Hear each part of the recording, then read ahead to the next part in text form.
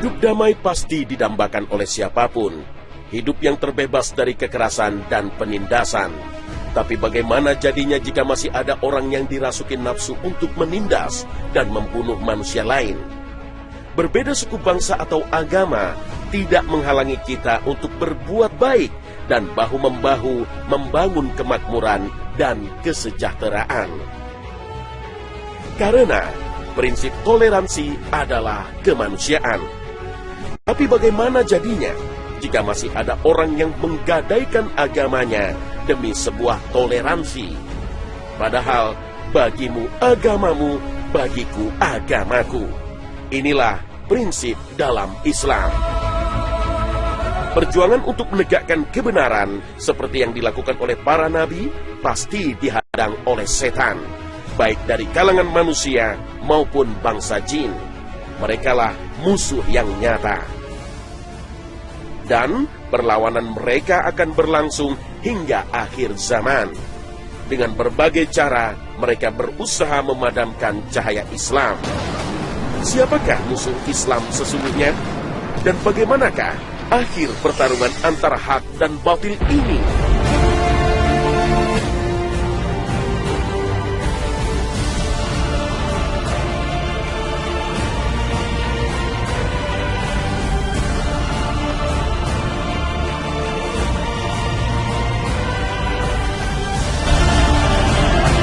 Assalamualaikum warahmatullahi wabarakatuh. Selamat pagi pemirsa Trans 7. Khazanah Ensiklopedia Islam Dunia pagi ini kembali hadir ke hadapan Anda untuk berbagi wawasan keislaman. Semoga kita termasuk hamba-hambanya yang bertakwa dan mampu menjalankan syariat Islam secara sempurna. Amin ya rabbal alamin.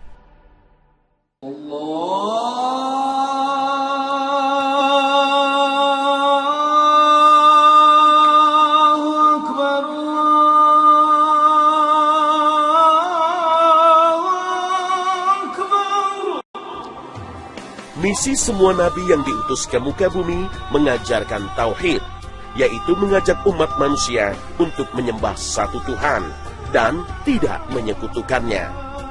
Para nabi keturunan Nabi Ibrahim pada khususnya selalu mendapat perlawanan dari kaum Yahudi. Meskipun kaum yang disebut Bani Israel ini telah dianugerahi Allah dengan mengutus para nabi dari kaumnya. Misalnya, Allah Ta'ala mengutus Nabi Musa alaihissalam untuk menyelamatkan kaum Bani Israel dari penindasan Fir'aun. Dengan mukjizat yang diberikan Allah, Nabi Musa membelah lautan dan menyelamatkan kaum Bani Israel menyeberangi Laut Merah. Sedangkan Fir'aun dan pasukannya mati terjebak di lautan, sebagai contoh bagi kaum yang membangkang terhadap kebesaran Allah. Namun saat kaum Bani Israel ini ditinggalkan oleh Nabi Musa untuk bermunajat, kaum ini kembali melakukan kesyirikan dengan menyembah patung sapi, melupakan jasa Nabi mereka, Musa alaihissalam, yang telah menyelamatkan mereka dari kekejaman Fir'aun. Bukan hanya itu, kaum Bani Israel kembali melakukan pembangkangan terhadap nabinya, yaitu pada masa Nabi Isa alaihissalam. Saat Isa alaihissalam diutus untuk mengajak umatnya kembali bertauhid, menyembah satu Tuhan, mereka, kaum Bani Israel, kembali membuat makar terhadap Al-Masih. Nabi Isa difitnah ingin merebut kekuasaan Romawi dan berambisi menjadi raja Yahudi, hingga pasukan Romawi memburu kemudian menyalibnya. Padahal hanya ajakan tauhid yang diserukan sang Nabi, bukan demi kekuasaan dunia seperti yang dituduhkan. Di sini Allah Subhanahu wa Ta'ala menyelamatkan sang Nabi dari kejaran tentara Romawi dan hasutan kaum Bani Israel. Dan karena ucapan mereka orang-orang Yahudi, sesungguhnya kami telah membunuh Al-Masih, Isa putra Maryam, Rasul Allah, padahal mereka tidak membunuhnya dan tidak pula menyalibnya. Tetapi yang mereka bunuh ialah orang yang diserupakan dengan Isa bagi mereka. Sesungguhnya orang-orang yang berselisih paham tentang pembunuhan Isa benar-benar dalam keraguan-raguan tentang yang dibunuh itu. Mereka tidak mempunyai keyakinan tentang siapa yang dibunuh itu, kecuali mengikuti persangkaan belaka. Mereka tidak pula yakin bahwa yang mereka bunuh itu adalah Isa, tetapi yang sebenarnya Allah telah mengangkat Isa kepadanya, dan adalah Allah Maha Perkasa lagi Maha Bijaksana. Al-Quran Surah An-Nisa ayat 157 hingga 158. Pada masa Nabi Muhammad SAW, kaum ini pun kembali berulah. Mereka bekerja sama dengan kaum kafir Quraisy untuk menghancurkan Islam. Mereka pun telah melanggar perjanjian damai hingga kaum Yahudi diusir dari Madinah. Berbagai konflik politik peninggal Rasulullah pun tak lepas dari hasutan kaum ini yang pura-pura masuk Islam, tapi bertujuan ingin menghancurkan Islam dari dalam. Lalu apa yang dilakukan kaum Yahudi pada akhir zaman ini? Apakah mereka kembali memusuhi Islam dan melakukan kekacauan di muka bumi? Sebelumnya, mari kita memahami kaum ini sesuai dengan petunjuk Al-Quran dan hadis Nabi. Dalam Al-Quran, ada 4 ungkapan untuk menyebut mereka, yaitu Bani Israel, Yahudi, Hud, dan Hadu. Allah Subhanahu wa Ta'ala menyebut kata Yahudi sebanyak 8 kali dalam berbagai surat. Misalnya, dalam surat Al-Baqarah ayat 120. Orang-orang Yahudi dan Nasrani tidak akan senang kepada kamu hingga kamu mengikuti agama mereka. Katakanlah, sesungguhnya petunjuk Allah itulah petunjuk yang benar. Dan sesungguhnya jika kamu mengikuti kemauan mereka setelah pengetahuan datang kepadamu, maka Allah tidak lagi menjadi pelindung dan penolong bagimu. Al-Quran Surah Al-Baqarah ayat 120. Al-Quran memberi gambaran tentang sifat dan sikap bangsa Yahudi yang negatif, yaitu mempermainkan agama, menjadikan Alkitab hanya sebagai lambang dan kebanggaan, berani mendustakan, bahkan membunuh nabinya, suka berkhianat dan melanggar aturan, sangat takut mati, dan bergelimang dengan riba. Namun tak berarti bangsa Yahudi semuanya berperilaku jahat. Dalam surat Al-A'raf ayat 162, Al-Quran menyatakan dengan ungkapan orang-orang yang zalim di antara mereka. Dalam Al-Quran, Allah Ta'ala menjelaskan penyelewengan akidah yang dilakukan oleh kaum ini. Orang-orang Yahudi berkata, Uzair itu putra Allah. Dan orang-orang Nasrani berkata, Al-Masih itu putra Allah. Demikianlah itu ucapan mereka dengan mulut mereka. Mereka meniru perkataan orang-orang kafir yang terdahulu. Al-Quran Surah At-Taubah ayat 30. Dalam tafsir Al-Maraghi dijelaskan bahwa Uzair adalah seorang pendeta Yahudi yang hidup sekitar 457 sebelum Masehi. Uzair adalah orang yang telah mengumpulkan kembali wahyu-wahyu Allah di kitab Taurat yang sudah hilang sebelum masa Nabi Sulaiman alaihissalam. Oleh karena itu, Uzair adalah sosok yang sangat diagungkan oleh bangsa Yahudi, hingga mereka memujanya sebagai putra Allah. Kaum Yahudi juga disebutkan oleh Al-Quran memiliki sifat sombong dan senang membuat kerusakan di muka bumi. Allah berfirman, sesungguhnya kamu akan membuat kerusakan di muka bumi ini 2 kali, dan pasti kamu akan menyombongkan diri dengan kesombongan yang besar.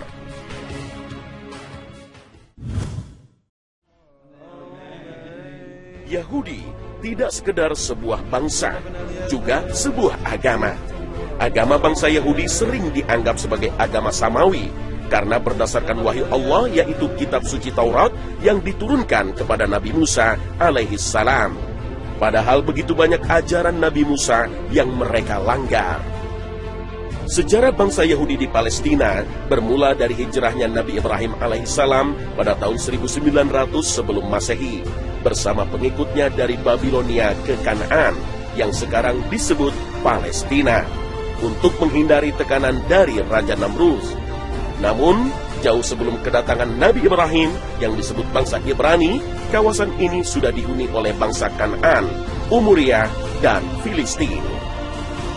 Setelah Nabi Ibrahim wafat, kepemimpinan bangsa Ibrani dilanjutkan oleh Nabi Ishak, lalu digantikan oleh putranya Nabi Yakub yang mempunyai gelar kehormatan Israel. yang artinya hamba Allah yang sangat taat.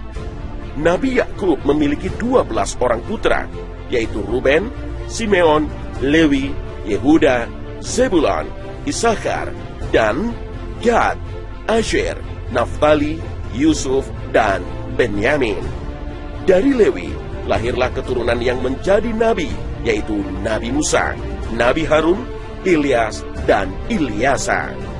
Sedangkan dari Yehuda lahirlah Nabi Daud, Nabi Sulaiman, Nabi Zakaria, Nabi Yahya, dan Nabi Isa.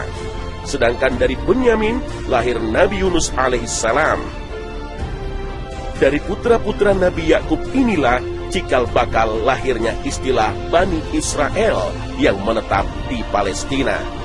Namun, jauh sebelum kedatangan Nabi Ibrahim, kawasan ini sudah dihuni oleh bangsa Kan'an, Umuria, dan Filistin.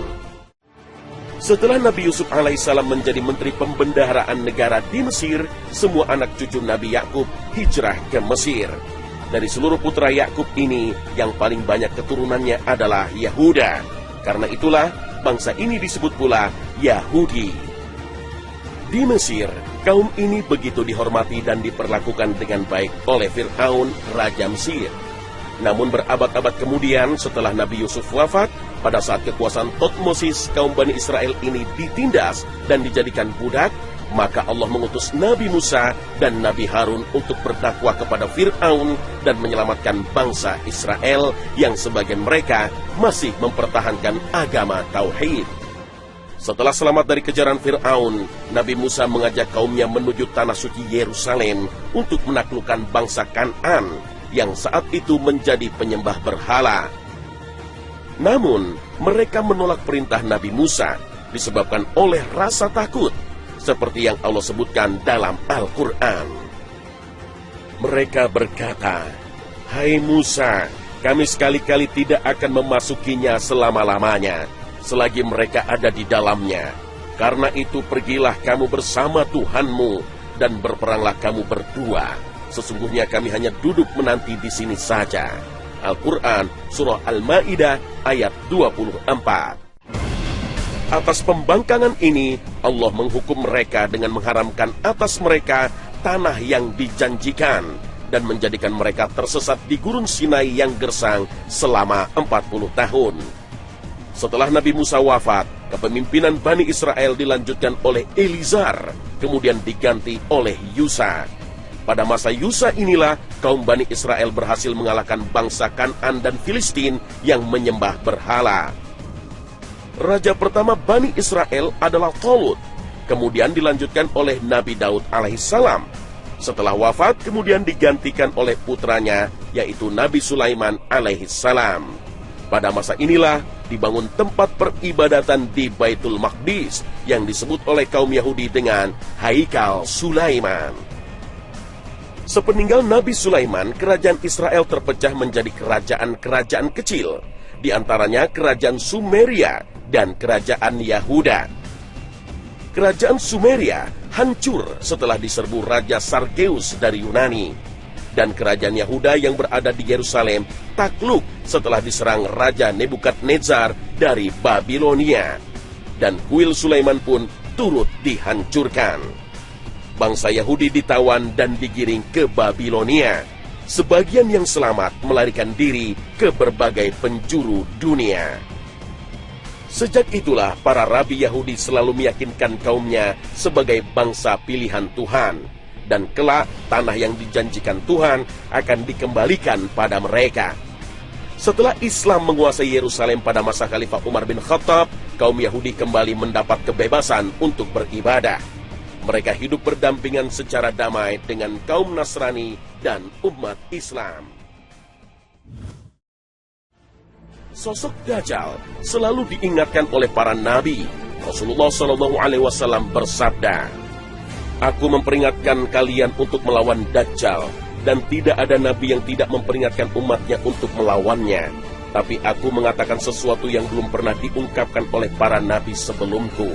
Kalian harus tahu bahwa ia bermata satu, dan Allah tidak bermata satu." Hadits riwayat Bukhari. Kisah Namrud diulas dalam Alkitab.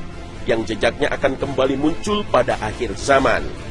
Pada masa Raja Philip keempat, kesatria Templar dituduh telah menyalahi ajaran Kristus dengan melakukan hubungan sejenis dan pemujaan terhadap ilmu sihir.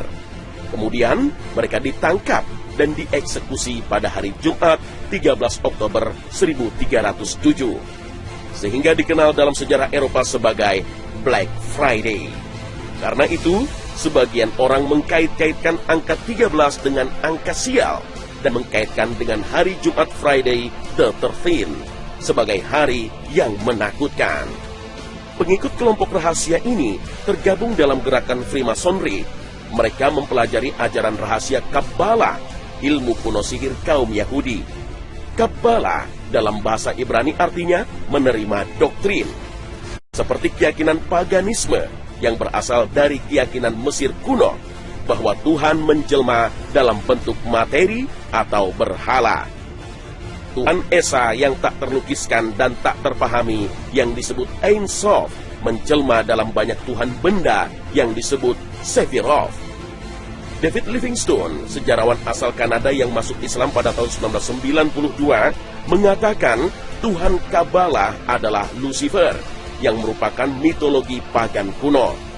Lucifer adalah dewa yang diidentifikasikan dengan matahari, yang mengawini ibunya sendiri yang diidentifikasikan dengan Venus. Lucifer adalah dewa yang melambangkan kejahatan. Untuk meredakan kemarahannya, harus disuguhi persembahan berupa nyawa manusia, terutama anak-anak. Kisah Lucifer dengan berbagai versi banyak diangkat ke layar lebar, dan film horor Lucifer menjadi tontonan yang menarik. Tidak hanya dalam film, ritual pemujaan setan yang disebut Illuminasi masih dipraktekkan oleh beberapa sekte Yahudi hingga saat ini. Dengan ritual inilah mereka mempercayai bisa mencapai kemampuan supranatural seperti reinkarnasi, meramal, dan berbagai bentuk sihir lainnya. Kaum Zionis adalah bangsa yang meyakini dirinya bangsa pilihan Tuhan dan bangsa lain sebagai bangsa budak yang diciptakan untuk melayani mereka. Mereka berambisi untuk menghancurkan Masjidil Aqsa milik umat Islam, kemudian membangun kembali Haikal Sulaiman. Karena inilah simbol kejayaan kerajaan Israel yang mereka impi-impikan. Merekalah yang menjadi pengikut Dajjal, sebagaimana diisyaratkan dalam sabda Rasulullah. Dajjal akan diikuti oleh 70.000 Yahudi dari kota Isfahan. Mereka memakai Al-Tayalisah. Hadits riwayat Muslim. Yahudi Isfahan adalah salah satu dari 12 suku Yahudi. Mereka biasa mengenakan Al-Tayalisah, sejenis syal khas Persia. Dalam bahasa Ibrani, komunitas Yahudi ini disebut Ashkenaz. Mereka adalah kaum Yahudi Eropa yang tinggal di Rhineland, Jerman. Namun banyak bangsa Ashkenazi bermigrasi keluar Jerman, terutama ke Amerika Serikat dan Israel. Dan mereka menguasai berbagai industri, terutama di industri keuangan dan hiburan. Akhir zaman, seperti yang dijelaskan dalam berbagai hadits Nabi, adalah peperangan terbesar antara Islam dan Yahudi. Islam di bawah Panji Al-Mahdi dan Isa Al-Masih akhirnya akan menghancurkan kekuatan bangsa Yahudi yang dipimpin Dajjal. Bagi orang beriman, ini bukan kisah fiktif, karena Rasulullah telah mengabarkan peristiwa yang akan terjadi pada akhir zaman.